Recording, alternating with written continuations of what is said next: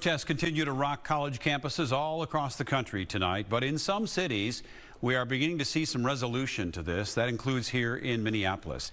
We have team coverage tonight with the very latest. Our BC O'Neill area is tracking headlines coast to coast, while our Rob Olson is live at the U of M, where, Rob, we're learning there has been a compromise.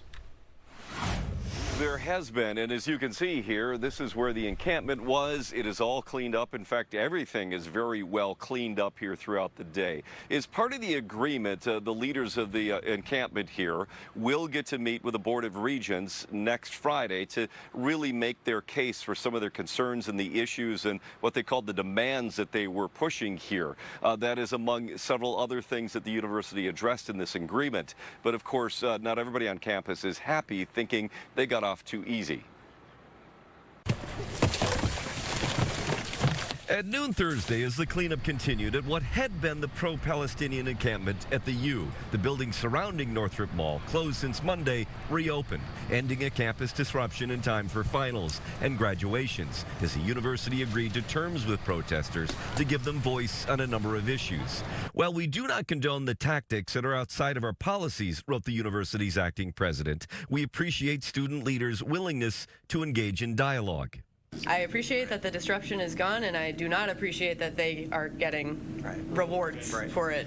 Jewish students, meantime, along with the Jewish Community Relations Council, criticized the agreement, calling it too lenient against a protest filled with anti-Semitism, criticized the university for not publicly denouncing it.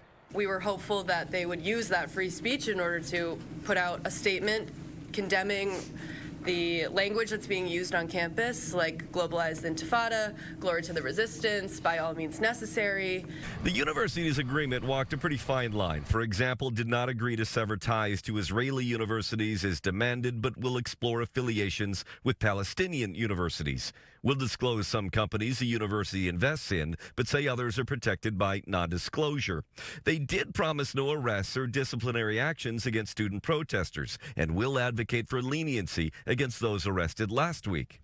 Apparently, the store was given away, right, to get them off the lawn in time for graduation. Protest leaders will also get time at the Board of Regents meeting next week to further argue their demands. Jewish students say they should too. That was also one of the requests that were made by the Jewish students here, who did not break the rules. They were not given any such guarantee. Okay. And again, that meeting will be next Friday in front of the Board of Regents. And again, the Jewish students saying they would like to get that same opportunity. They met with the university acting president this morning as well, pushing some other issues too in terms of more education on campus about anti-Semitism. Live at the U, Rob Olson, Fox 9. All right, Rob, thank you. Let's turn now to our BC O'Neill area in the Live Center with the latest on protests across the country. BC, the president deciding to address it today. Yeah, that's right, Randy. President Biden weighing in on this protest from this morning from the White House. This is the first time that he directly addressed this issue. There's the right to protest, but not the right to cause chaos. People have the right to get an education, the right to get a degree, the right to walk across the campus safely without fear of being attacked.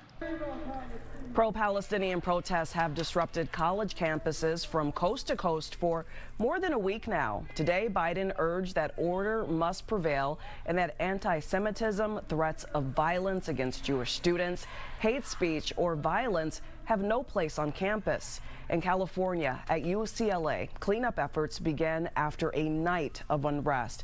Police tearing down makeshift barricades and an encampment, hundreds of protesters there refusing to leave. Now to Columbia University in New York City, dramatic police body cam video shows the moments officers stormed into an administration building taken over by protesters. University officials are restricting access to campus. And President Biden also said today that he does not think the National Guard should intervene in the campus protests. According to a recent tally, the number of people arrested on U.S. campuses over the past 2 weeks now tops 2,000. Kelsey? All right, thanks, BC.